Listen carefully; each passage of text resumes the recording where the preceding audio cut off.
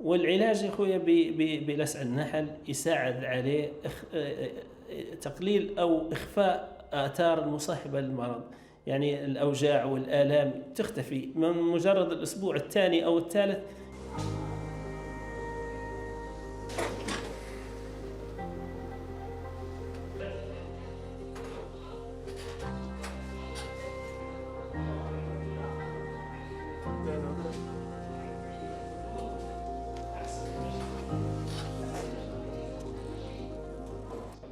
ابني طبعا يعاني من ورم، كاين لوكيميا في الدم، لكن بعدين انتقل للعظم. فهمت؟ انتقل للعظم وانتشر في العظم.